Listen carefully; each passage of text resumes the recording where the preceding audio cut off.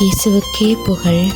இயேசுவில் பிரியமானவர்களே, இன்று நம் ஆண்டவர் தொடக்க நூல் 46ஆம் அதிகாரம் 3ஆம் வசனத்தினூடாக இவ்வாறு நம்மோடு பேசுகின்றார். நான் உன்னை பெரிய இனமாக்குவேன் என்று.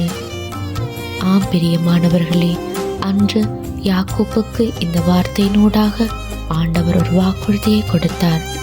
இதற்கும் கவலைப்படாதே, நான் உன்னை பெரிய இனமாக மாற்றுவேன் என்று. அதே போல இன்று இந்த வார்த்தையினூடாக எம்மோடும் ஒரு உடன்படிக்கையை செய்து கொள்கிறார்.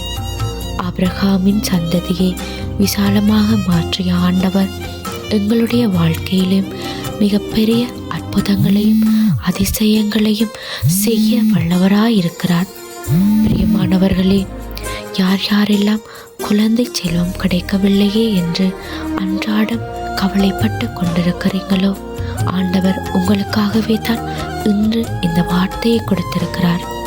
அன்று வயது முதிர்ந்த கருத்தரிக்கவே இயலாது என்ற நிலையில் இருந்த சாராளின் வாழ்க்கையில் அற்புதத்தை நிகழ்த்திய ஆண்டவர் உங்களுடைய வாழ்க்கையிலேயும் ஒரு விடியலை காணச் செய்ய போகிறார்.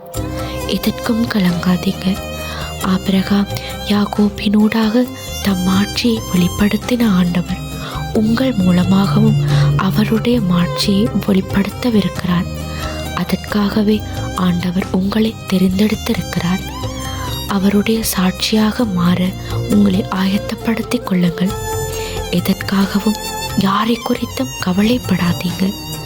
விசுவாசத்தின் தந்தையைப் போல நீங்களும் ஆண்டவருடைய வார்த்தையிலே நம்பிக்கையுடையவராய் விசுவாசத்திலே உறுதியாக நிலைத்திருங்க.